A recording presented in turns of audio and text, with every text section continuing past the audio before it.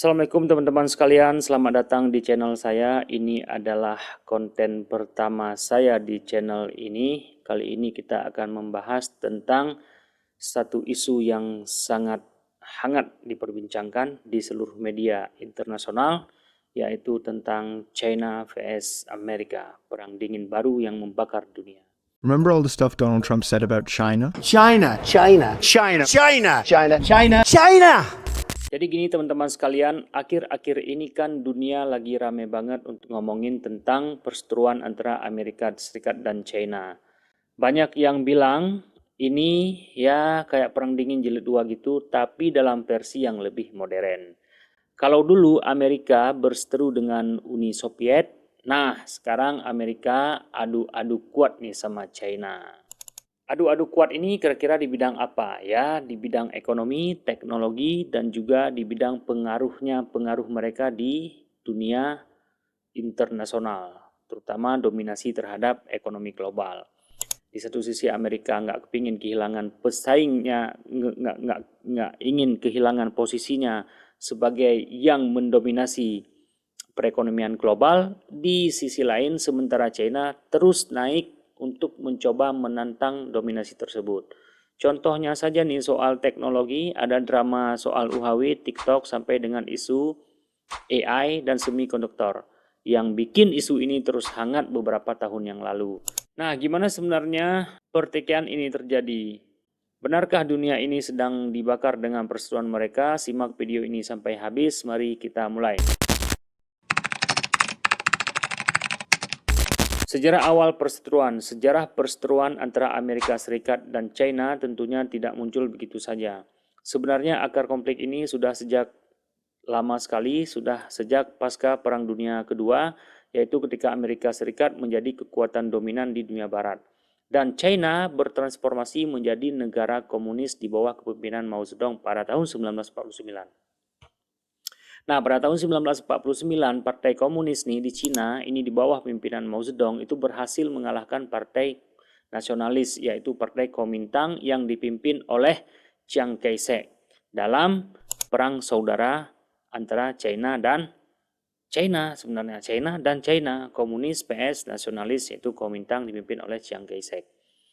Kemudian Partai Kuomintang, Chiang Kai-shek ini melarikan diri ke Pulau Formosa, yaitu yang kita kenal sebagai sekarang Taipei ataupun dengan Taiwan, dan membentuk pemerintahan di sana. Sementara itu di China Daratan, Mao Zedong itu mendeklarasikan berdirinya Republik Rakyat China.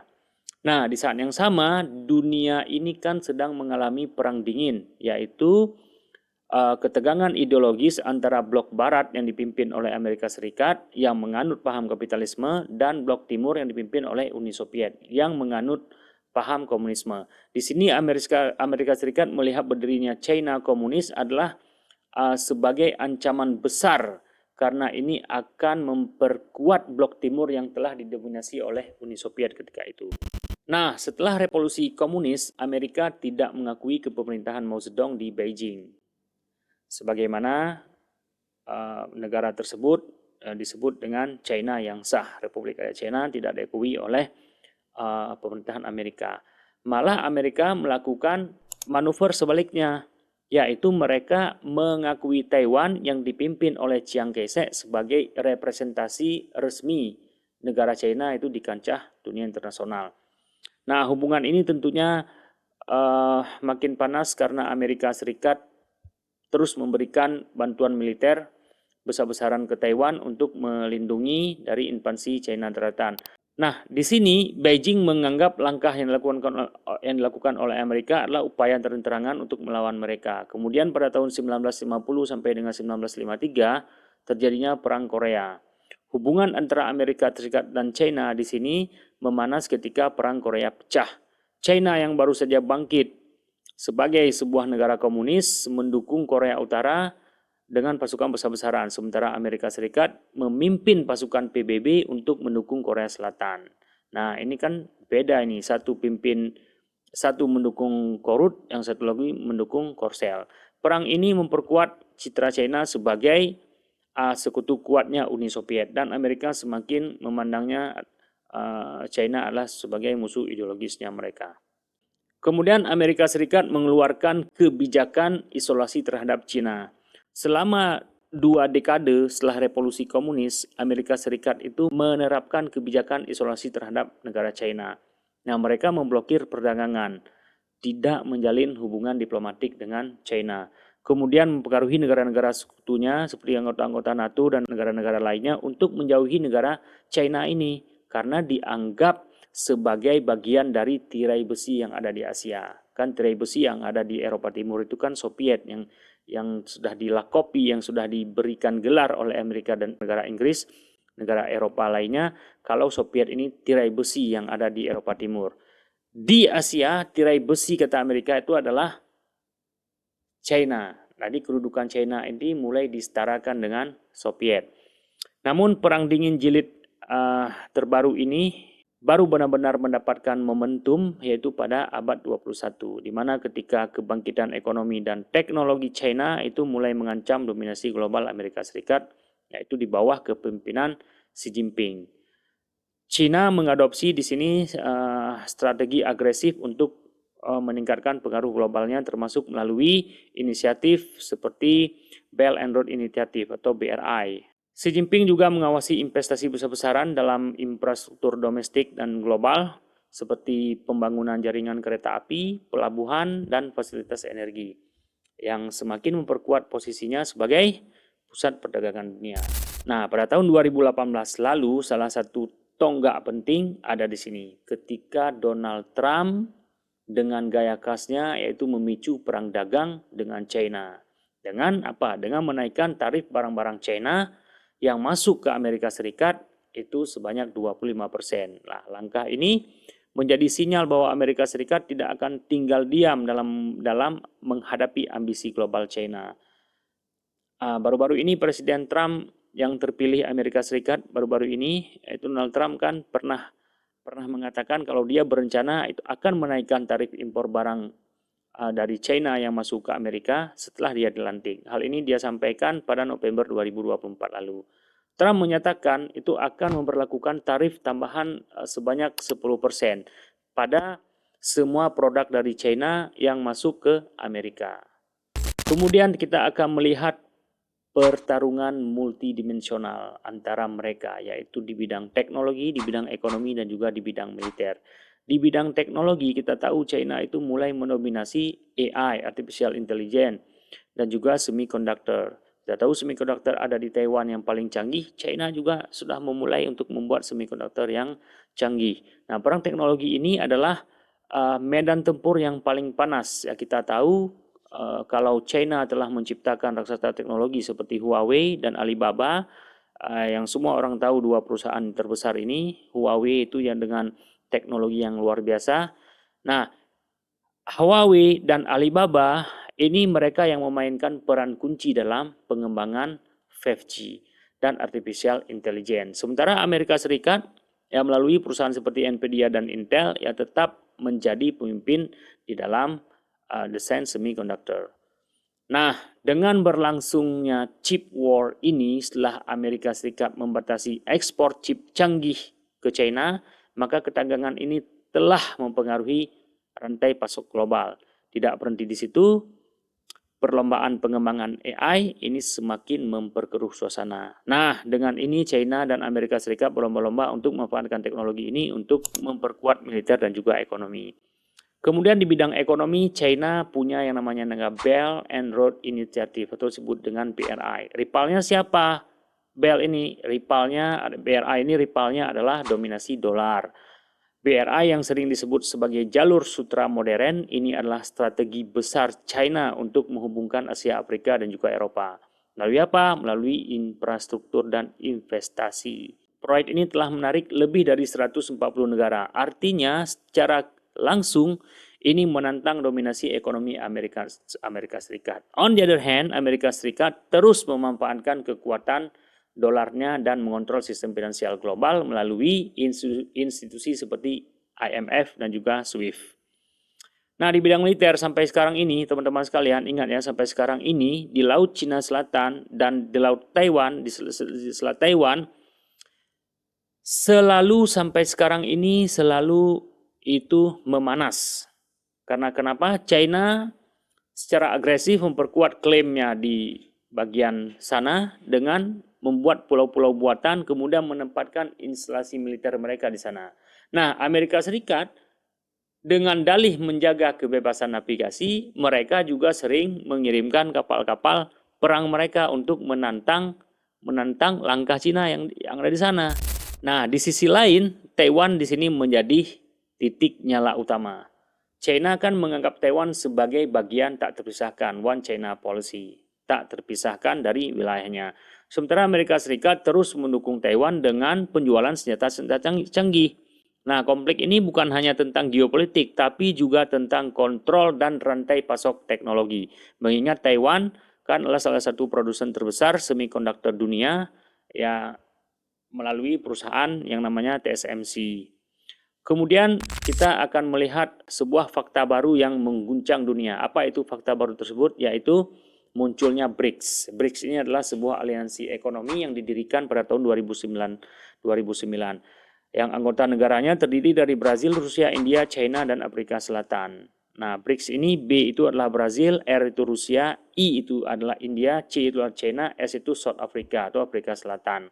Nah, di tahun 2025, tepatnya 6 Januari kemarin, baru beberapa hari yang lalu, ini BRICS resmi menambah anggota tetap member BRICS. Mulai 6 Januari ini, Indonesia itu telah resmi menjadi anggota tetap di BRICS. Nanti kita akan bahas video khusus tentang Indonesia bergabung ke BRICS pada video berikutnya. Kita akan lihat nanti peluang ataukah tantangan Indonesia berada di BRICS. Nah, selain negara yang saya sebutkan tadi, juga terdapat beberapa negara sebagai mitra BRICS yang diundang untuk berpartisipasi dalam berbagai kegiatan dan inisiatif, yaitu ada negara Aljazair, Bolivia, Kuba, Kazakhstan, ada Malaysia, ada Thailand, dan juga ada Uganda. Tujuan utama BRICS ini adalah untuk mengubah apa? Untuk mengubah struktur ekonomi global yang didominasi oleh Amerika, oleh Barat, khususnya Amerika Serikat, dan memberikan suara lebih besar untuk negara-negara berkembang. Ya, salah satunya seperti Indonesia, Afrika Selatan. Nah, ini akan diberikan kesempatan dengan adanya BRICS, tapi juga harus bermain cantik, tapi juga harus lihai-lihai dalam hal ini. Karena geopolitik itu sangat kejam dan juga kalau kita pandai juga sangat menguntungkan. BRICS ini bukan cuma soal ekonomi, mereka juga fokus pada memperkuat kerjasama di bidang politik, budaya, dan juga sosial. Nah, sampai sekarang ini BRICS sudah jadi pemain utama di panggung dunia dengan gabungan ekonomi yang sangat besar yang tidak kalah daripada negara-negara yang ada di G7. Kalian tahu kan G7 itu negara-negara super-super semuanya. Di sana ada Amerika, ada Kanada, ada Inggris, ada Jerman, Perancis, Italia, dan juga Jepang. Jadi ini penyebab Amerika itu semakin gerah, semakin panas dengan keberadaan BRICS yang terus berkembang.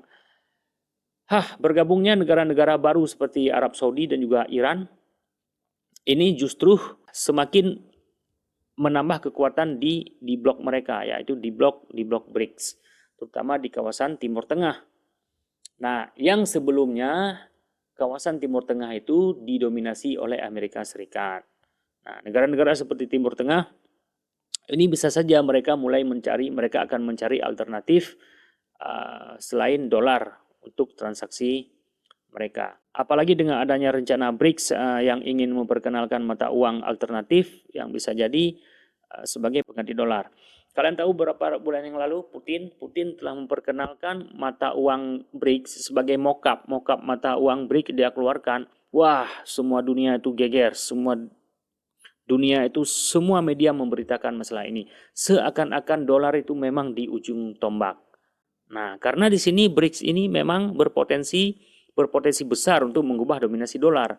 Sahabat sekalian, bagaimana tidak mereka itu sudah mulai membahas untuk membuat sistem pembayaran alternatif.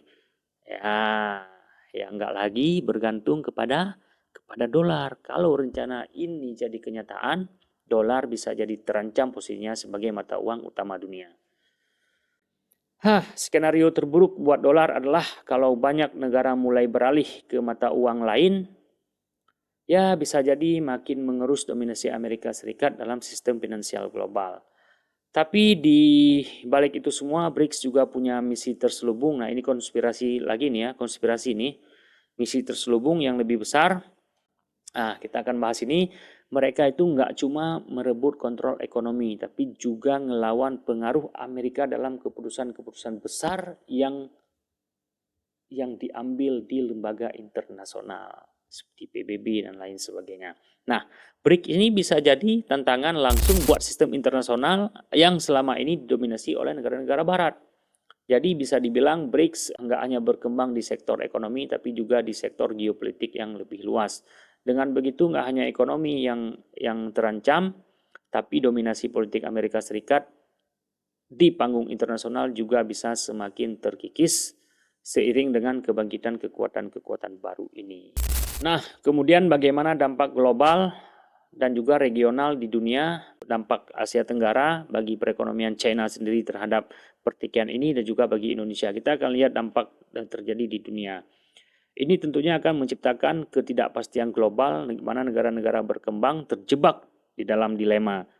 Di satu sisi mereka ingin berpihak kepada China yang menawarkan investasi gila-gilaan besar-besaran, atau mereka harus berpihak ke Amerika yang menjanjikan stabilitas. Nah, blok ekonomi seperti Uni Eropa ini juga menghadapi tantangan besar untuk menentukan sikap di tengah ketegangan ini. Bagi Asia Tenggara menjadi medan persaingan utama. Kita tahu kalau ASEAN berada di tengah pusaran geopolitik ini dengan beberapa negara seperti Filipina dan Vietnam itu mendekat ke Amerika Serikat. Sementara Laos dan juga Kamboja ini mendekat ke China. Indonesia sebagai pemain utama di ASEAN, kita harus memainkan diplomasi yang sangat cantik, yang sangat hati-hati ya. Ini harus dilakukan dengan sangat hati-hati. Nah, bagi perekonomian China sendiri, apa kira-kira dampak? Tentunya mengalami dampak. Nah, pasti mengalami dampak ya. Tentunya dampak negatif ya karena adanya sanksi teknologi dan tekanan perdagangan dari Amerika Serikat. Nah, yang hal ini dapat memperlambat pertumbuhan ekonomi China. Namun dengan diversifikasi mitra dagang melalui BRICS dan juga BRI, Belt Road and Initiative yang saya jelaskan tadi, China tetap memiliki pijakan kuat untuk melawan tekanan ini. Meski begitu, ketergantungan China pada semikonduktor asing ini masih menjadi kelemahan utama China hingga hari ini, hingga saat ini. Kemudian bagi Indonesia kita lihat dampaknya apa. Indonesia sebagai bagian dari BRI, Indonesia mendapatkan manfaat besar tentunya dari apa? Dari bentuk investasi infrastruktur. Namun ketergantungan ini juga bisa menjadi bumerang buat Indonesia, terutama jika proyek-proyek BRI itu terjerat dalam utang yang berkelanjutan. Selain itu, kedatangan di Laut Natuna Utara yang melibatkan China itu menambah kompleksitas bagi diplomasi Indonesia. Nah, di sini ada bom waktu yang akan meledak suatu saat nanti. Jika pertarungan ini terus memanas, terus dilanjutkan, tidak dihentikan. Tadi kita akan membahas isu Taiwan. Nah, isu Taiwan ini adalah bom waktu di Perang Dingin Jilid kedua ini. Taiwan ini kalau kita ibaratkan ya adalah cawan petri, negara cawan petri dalam konflik global ini. Ya, jika saja suatu saat nanti terjadi eskalasi, dampaknya akan merusak seluruh rantai pasok teknologi dunia. Ya, termasuk industri semikonduktor yang krusial bagi teknologi global. Taiwan kan menjadi simbol perjuangan geopolitik karena statusnya yang unik berdasarkan One China Policy yang diakui oleh banyak negara termasuk Amerika Serikat. Taiwan itu dianggap sebagai bagian dari China daratan. Namun Amerika Serikat di sini memiliki pendekatan yang sangat ambigu menurut saya. Kenapa ambigu di dalam hal ini? Karena Amerika Serikat mendukung pertahanan Taiwan sambil mengakui One China Policy. Nah, ini kan aneh.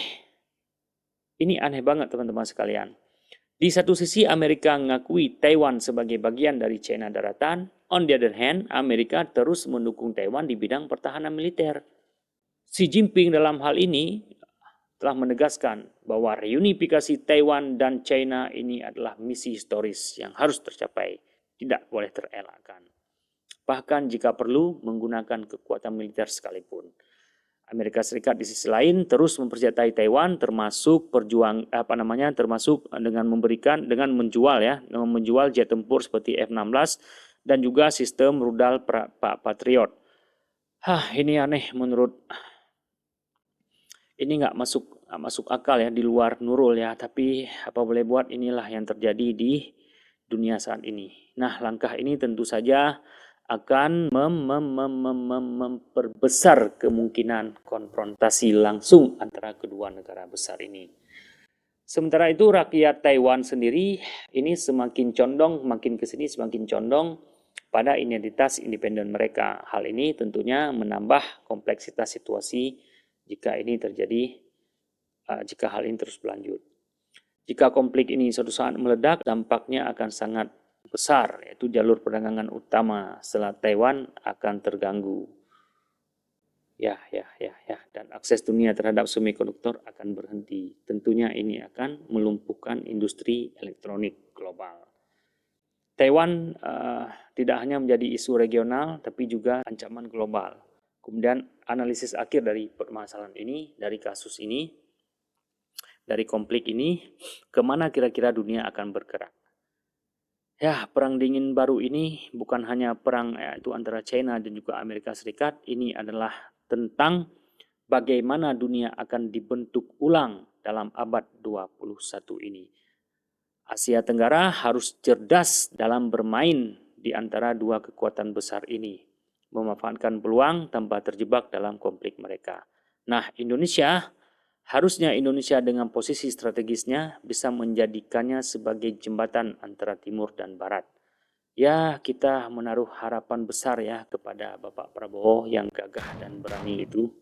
Namun satu hal yang pasti, sahabat-sahabatku sekalian, satu hal yang pasti yang perlu kita ketahui teman-teman sekalian, saat dua gajah bertarung, rumputlah yang akan merasakan dampaknya. Dunia ini harus bersiap untuk menghadapi masa depan yang lebih terfragmentasi dengan resiko dan peluang yang sama-sama besar. Saya Irfan Aswandi, terima kasih telah menyimak. Sampai jumpa di video selanjutnya.